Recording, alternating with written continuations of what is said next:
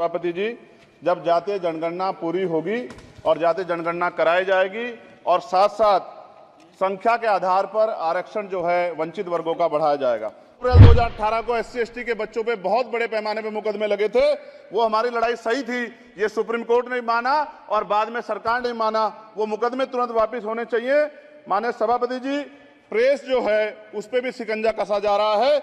जो पत्रकार सरकार के खिलाफ बोलता है नौकरी से हाथ धोना पड़ता है और सोशल मीडिया हमारा हथियार है, उस पर तरह तरह के प्रतिबंध लगाए जा रहे हैं और विरोध करने वालों को सोशल मीडिया हैंडल भी सस्पेंड करा दिए जा रहे हैं। कृपया समाप्त करें चंद्रशेखर। माननीय सभापति जी, मैं पहली बार बोल रहा हूं, आप कहेंगे मैं बैठ जाऊंगा। मैं आपकी बात, मैं संवैधानिक मर्यादा का पालन करूंगा, मगर हम तो माननीय सभापति जी सुन ही रहे हैं। आप बोलिए, 1 मिनट। धन्यवाद, धन्यवाद। 1 मिनट और बोलिए। श्री चंद्रशेखर जी। माननीय सभापति जी, जय भीम। बहुजन समाज में जन्मे सभी संतों, गुरुओं, महान पुरुषों को नमन करता हूं, जिनमें महात्मा ज्योतिबा फूले, डॉक्टर बाबा साहब अम्बेडकर और मान्यवर काशीराम साहब को मैं याद भी करता हूं आज के दिन पर। साथ साथ नगीना की महान जनता और भीम आर्मी और हमारी पार्टी आज़ाद समाज पार्टी काशीराम के साथियों का भी धन्यवाद करता हूं। इसके बाद अपने कुल गुरु जगत गुरु सदगुरु रविदास जी महाराज को भी मैं नमन करता हूं, जिन्होंने दुनिया को लगभग 600 साल पहले बेगमपुरा शहर के रूप में दुनिया का सबसे महान लोकतांत्रिक दर्शन दिया। अध्यक्ष महोदय, माननीय सभापति जी, 14 अगस्त 1947 को ये देश अंग्रेजों के अधीन था। 15 अगस्त 1947 को हम लोग आज़ाद हुए। 16 अगस्त 1947 को देश आज़ादी में था, लेकिन धन धरती राजपाट में बंटवारा नहीं हुआ। जो साधन संसाधन थे उनमें बंटवारा सही रूप से न होने के कारण एक बहुत बड़ी आबादी सुविधाओं से वंचित और सम्मान से वंचित रह गई। उनको सम्मान देने के लिए और अंतिम व्यक्ति तक सुविधाएं पहुंचे, इसके लिए लोकतंत्र की व्यवस्था हुई। लेकिन आज़ादी के 70 साल बाद भी हम कहाँ खड़े हैं, इस पर ये चिंता का विषय है।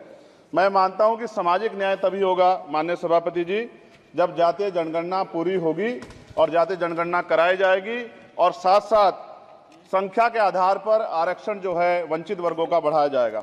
उसके साथ साथ जब राष्ट्रपति जी अभिभाषण पर बात रख रही थी तो उन्होंने शहरी और ग्रामीण क्षेत्रों के विकास की बात कही और ये भी कहा कि दुनिया में सबसे उत्तम शहर हमारे यहाँ बने। लेकिन माननीय सभापति जी, 70% आबादी तो गांव में निवास करती है, तो गांव की आबादी के बारे में भी सोचना होगा कि उनका जीवन कैसे बदले।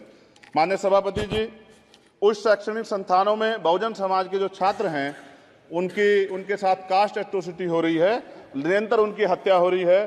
साथ साथ जो सरकारी कर्मचारी हैं दफ्तरों में, उनके साथ भी जो SC/ST OBC और मुस्लिम और अन्य धार्मिक अल्पसंख्यक उनके साथ भी माननीय सभापति जी जातिगत और धार्मिक जो है शोषण किया जा रहा है।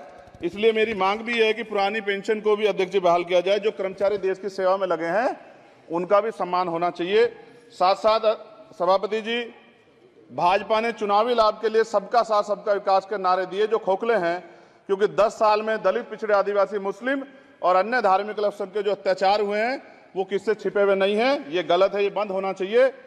सभापति महोदय जी, महामहिम राष्ट्रपति जी के अभिभाषण में निजी क्षेत्रों में SC/ST OBC को रिजर्वेशन देने का कोई उल्लेख नहीं हुआ है, जो कि आज चर्चा का विषय, क्योंकि 98% प्राइवेट सेक्टर है, 2% सरकारी सेक्टर है, तो 98% प्राइवेट सेक्टर में भी हमारी हिस्सेदारी की बात होनी चाहिए। माननीय सभापति जी, आशा कार्यकर्ताओं, आंगनबाड़ी वर्करों, भोजन माताओं के वेतन वृद्धि पे भी कोई उल्लेख नहीं हुआ है, वो भी अभी नंगे, उन पर भी सोचना पड़ेगा। माननीय सभापति जी, जिस क्षेत्र से मैं चुन के आऊं नगीना से, वो बहुत पिछड़ा क्षेत्र है। उस क्षेत्र में कोई विशेष आर्थिक पैकेज नहीं दिया गया, रोजगार की सेवाएं नहीं है, नौजवान पलायन करता है। IIT, IIM, एम्स, केंद्रीय विद्यालय आदि शिक्षा में और चिकित्सा संस्थानों की स्थापना होनी चाहिए, जो कि नहीं है। और माननीय सभापति जी, मानसून सत्र आ गया है, मेरा क्षेत्र बाढ़ से बहुत प्रभावित है, इसलिए मैं आपसे आग्रह करूंगा कि वहां के लोगों को बाढ़ से निजात दिलाई जाए। माननीय सभापति जी, चीन हमें आंख दिखा रहा है और लगातार हमारे देश की सीमाओं में घुसपैठ कर रहा है, इसलिए अग्निवीर योजना को हटाकर पुनः सेना भर्ती शुरू की जाए और साथ साथ भारत की सबसे प्राचीन व बहादुर रेजिमेंट में से एक चमार रेजिमेंट को पुनः बहाल करा जाए, ऐसा भी मेरा आपसे आग्रह है। माननीय सभापति जी, पिछले सारे प्रधानमंत्रियों ने मिलकर जितना कर्ज लिया है उससे दुगना कर्ज हमारे वर्तमान के प्रधानमंत्री जी ने लिया है। किसान अगर अपना कर्ज माफ कराने के लिए जाता है तो लाठी झेलनी पड़ती है, जबकि सरकार ने धन्ना सेठों का 15 लाख करोड़ रुपया माफ किया है। इस ओर हमें ध्यान देना पड़ेगा, हमारी आने वाली पीढ़ियों को ये कर्ज चुकाना पड़ेगा। माननीय सभापति महोदय जी, किसानों को एमएसपी की लीगल गारंटी तथा किसानों का कर्ज माफ होना चाहिए। साथ साथ 2 अप्रैल 2018 को SC/ST के बच्चों पे बहुत बड़े पैमाने पे मुकदमे लगे थे। वो हमारी लड़ाई सही थी, ये सुप्रीम कोर्ट ने माना और बाद में सरकार ने माना। वो मुकदमे तुरंत वापस होने चाहिए। माननीय सभापति जी, प्रेस जो है उस पर भी शिकंजा कसा जा रहा है। जो पत्रकार सरकार के खिलाफ बोलता है, नौकरी से हाथ धोना पड़ता है। और सोशल मीडिया हमारा हथियार है, उस पर तरह तरह के प्रतिबंध लगाए जा रहे हैं और विरोध करने वालों को सोशल मीडिया हैंडल भी सस्पेंड करा दिए जा रहे हैं। साथ साथ सभापति जी, पेपर लीक और परीक्षाओं के कैंसिल होने से देश के नौजवानों का भविष्य खतरे में है। नीट, यूपी सिपाही भर्ती सभापति जी और 69,000 शिक्षक भर्ती में आरक्षण घोटाला हुआ है। कोई पूछने वाला नहीं, खून के आंसू रो रहे हैं बच्चे, बेरोजगारी का दंश युवा झेल रहे हैं। इसलिए मेरा आग्रह है कि युवाओं के लिए कृपया समाप्त करें चंद्रशेखर जी। माननीय सभापति जी, मैं पहली बार बोल रहा हूं, आप कहेंगे मैं बैठ जाऊंगा, मैं आपकी बात, मैं संवैधानिक मर्यादा का पालन करूंगा, मगर हम तो माननीय सभापति जी सुन ही रहे हैं। आप बोलिए, 1 मिनट। धन्यवाद, एक मिनट और बोलिए। अध्यक्ष सभापति जी, नारी सम्मान की बात करने वाली सरकार, हमने मणिपुर देखा सर, हमने पहलवान बेटियों का हर्ष देखा सर, और हमने सर हाथरस की बेटी का हर्ष देखा सर, और हाथरस के परिवार को जो वादा किया था सरकार ने वो भी पूरा नहीं किया। और महिलाओं में भी, स्पेशली दलित, पिछड़े और मुस्लिम वर्ग की, आदिवासी वर्ग की महिलाओं के साथ आज भी NCRB का डाटा कहता है सर जो जुल्म हो रहा है वो सहनीय नहीं है सर। साथ साथ कोविड में तैरती, हमने कोविड में बहुत सुना सर, कोविड में तैरती लाशें भी गंगा में हमने देखी है सर, और मजदूरों का हाल भी हमने देखा है। सभापति जी, बस सब समाप्त कर रहा हूं।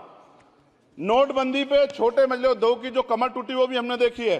सभापति जी, शैक्षणिक संस्थानों, विश्वविद्यालयों में, चिकित्सा संस्थानों में OBC ST के योग्य अभ्यर्थी को NFS करके जिस तरह निकाला जा रहा है, लेटरल एंट्री करके जिस तरह हमारे रास्ते बंद किए जा रहे, ये भी हम देख रहे हैं सभापति जी।